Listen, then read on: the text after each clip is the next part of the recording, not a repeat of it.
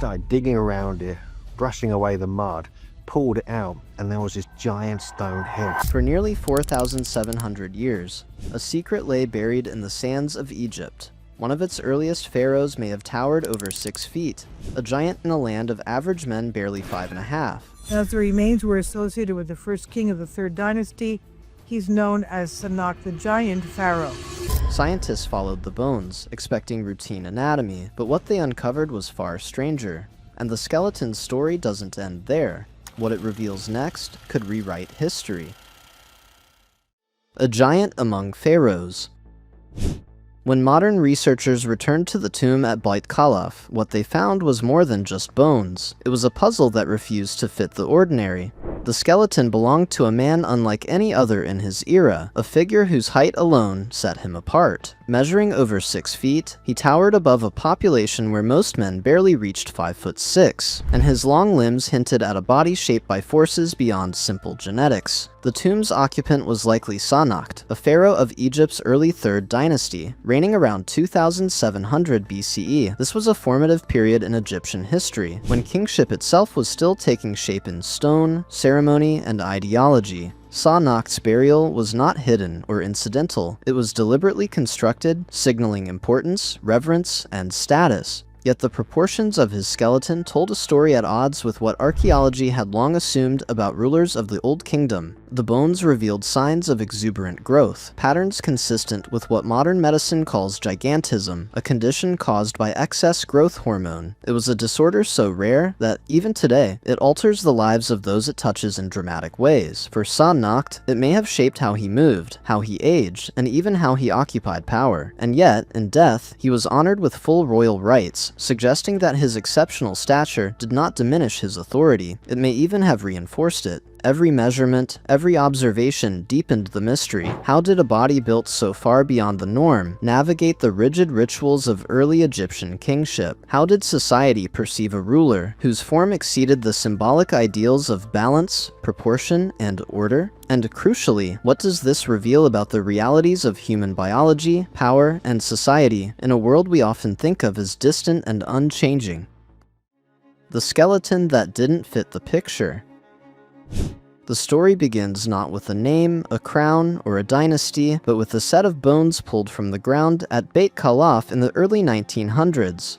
At first glance, the burial looked elite, deliberate, carefully constructed. Nothing about it suggested neglect or anonymity, but once the skeleton was exposed, something didn't sit right. The limbs were long, unusually long, not just tall by ancient standards, but tall in a way that seemed almost misplaced. The proportions didn't line up with what archaeologists expected from Egypt's Old Kingdom. This wasn't a case of one oversized bone or a simple measurement error. The entire frame told the same story, quietly but insistently. In archaeology, size matters more than most people realize. Human height isn't just a number, it's a fingerprint of nutrition, genetics, disease, and social conditions. When a skeleton stands far outside the expected range for its time, it raises immediate red flags. It's a bit like uncovering a pair of modern basketball shoes in a medieval village. You don't need a full biography to know something unusual happened. At Beit Khalaf, the anomaly wasn't buried on the fringes or tucked into an unmarked grave.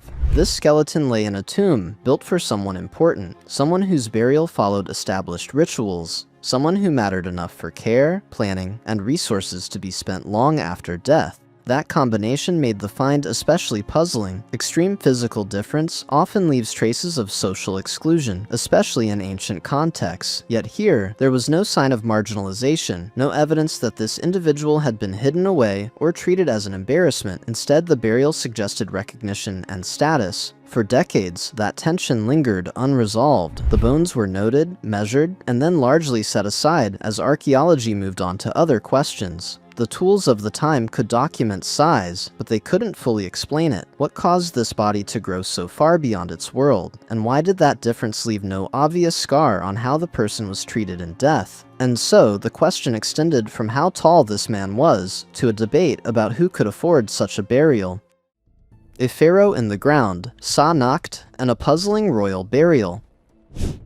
Over time, inscriptions and context began to narrow the identity of the person beneath the sand. The burial at Beit Khalaf aligned with the early 3rd dynasty, a period when Egypt was still defining what kingship looked like in stone, ceremony, and flesh. The name most consistently tied to the site was Sa-Nakht, a ruler who sits near the beginning of pharaonic history around 2700 BCE. This was not a loose association by any means. The tomb's design, location, and accompanying material placed it firmly within the royal sphere. Sa-Nakht may not be as famous as later pharaohs, but he ruled at a crucial moment when centralized power was solidifying and the image of the king as a figure of cosmic order was taking shape. That context makes the burial even more interesting. Early Egyptian royal ideology prized balance, proportion, and idealized form. Artistic depictions smoothed away irregularities. Kings were shown as eternally youthful, physically composed, and symbolically perfect. On the surface, an exceptionally tall ruler seems almost at odds with that visual language. Yet the burial tells a different story. There is no indication that Sa-Nakht's body was treated as problematic or shameful. No signs of corrective burial practices. No evidence that his physical difference diminished his legitimacy. If anything, the care taken suggests the opposite. His stature did not exclude him from kingship or ritual honor. This absence of stigma is particularly important as it suggests that whatever this condition was, it did not override Sa-Nakht's status as king. Height, rather than being a liability, may have been neutral or even quietly reinforcing. In a society where rulers were already set apart from the population, physical distinction may have blended naturally into authority. Still, the burial alone couldn't answer the deeper question. Archaeology could place Sa-Nakht in the ground and in history, but it couldn't explain what shaped his body and life. Was this simply an outlier, a rare genetic lottery win in a short world? Or was something more specific at work beneath the surface of the bones?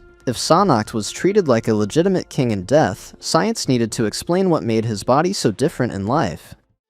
Measuring a giant, what the bones actually revealed.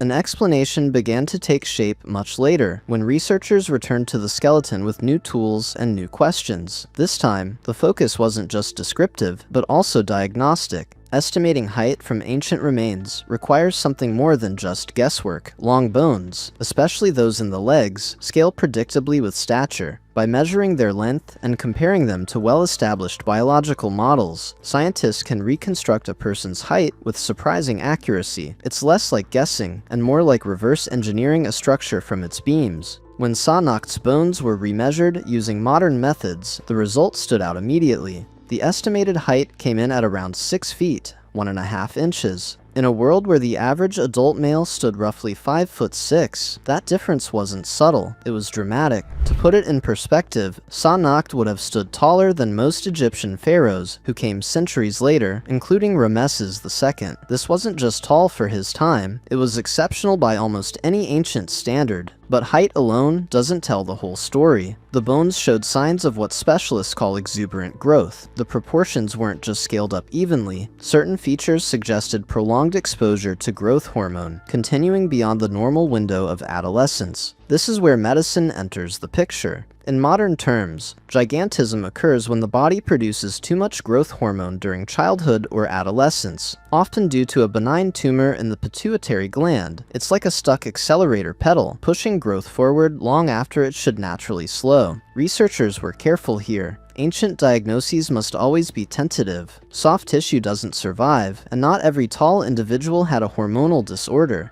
But taken together, the skeletal evidence pointed strongly in one direction. The pattern matched what doctors recognize today as gigantism. If correct, this would make Sa-Nakht the oldest known documented case of the condition in human history. Not a mythic giant, not a literary exaggeration, but a medically recognizable individual whose body still carries the signature of a rare disease. Once doctors recognized gigantism in the bones, a deeper question followed. How would a condition like this shape a king's life in ancient Egypt?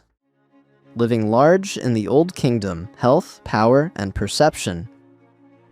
Once the diagnosis shifts from curiosity to possibility, the story stops being abstract and starts becoming human. gigantism isn't just about height, it changes how a body moves through space, how it handles strain, and how it ages. For Sa-Nakht, living in the Old Kingdom with a body built far beyond the norm would have shaped daily life in ways the skeleton only hints at. Excess growth hormone doesn't just lengthen bones, it puts pressure on joints, stresses the spine, and often brings chronic pain and fatigue. Tasks that look ceremonial in carvings, standing for long rituals, walking processional routes, traveling between sites, would have demanded more from a taller, heavier body. Even something as simple as footwear or seating would need adjustment in a world built to average proportions. And yet, nothing in the burials suggests fragility or exclusion. If anything, it suggests accommodation. It implies that Sa-Nakht's physical difference didn't undermine his authority, it coexisted with it. Height has always carried symbolic weight. In many cultures, taller figures are instinctively associated with dominance, leadership, or divine favor. Ancient Egypt was no exception, but it expressed these ideas carefully. Kings weren't depicted as towering giants in reliefs. Power came from balance, not exaggeration. Order, not excess. That's where Sa-Nakht becomes interesting. His real body may have exceeded the symbolic ideal, yet his kingship remained intact. Rather than rewriting ideology, his stature seems to have been absorbed into it. He didn't become a monster, a myth, or a warning. He remained a king. This also helps separate evidence from legend. Ancient stories of giants often blur into myth, stripped of biology and inflated with drama. Sa-Nakht's case doesn't need that treatment. The bones don't support a race of giants or supernatural beings. They support one unusually tall individual living at a time when medical explanations didn't exist, but social systems could still adapt. Looking forward in time makes the contrast sharper. Later pharaohs, whose bodies we know more about, rarely approached Sa-Nakht's height. Standards shifted, bodies changed, the exceptions stayed exceptional, and the most telling detail remains the same. In death, Sa-Nakht was not set apart as a problem to hide, but honored as a ruler to remember. But even with all this evidence, scientists still had to ask one uncomfortable question: how certain can we really be? The oldest giant on record, what science can and can't prove.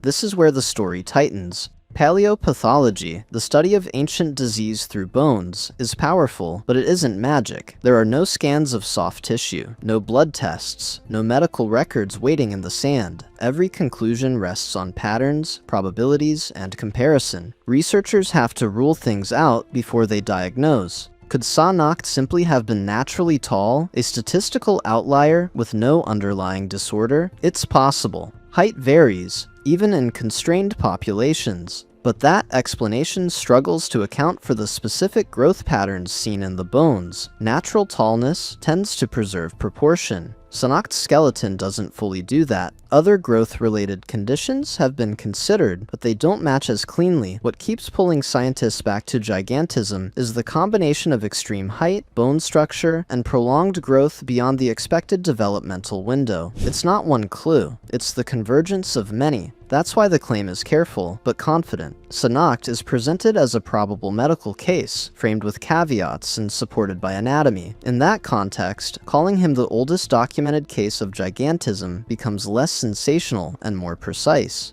And that precision matters. This skeleton doesn't just add a footnote to Egyptian history, it expands the timeline of known human disease. It shows that complex endocrine disorders existed long before modern medicine could name them, let alone treat them. It also demonstrates how archaeology, anthropology, and medicine can work together to extract meaning from remains that once seemed fully understood. Most importantly, it forces a quiet recalibration. Ancient bodies weren't simpler, weaker, or more uniform than ours. They carried the same biological risks, the same genetic roll of the dice, and sometimes the same rare conditions. A 4,700-year-old skeleton suggests that ancient Egypt may have had a giant, not a creature of legend, but a king with a diagnosable condition, buried with honor and remembered through bone. And that leads us to the final question worth sitting with. What other assumptions about ancient bodies are still buried, waiting for science to catch up? Tell us what you think in comments, and see you in the next video.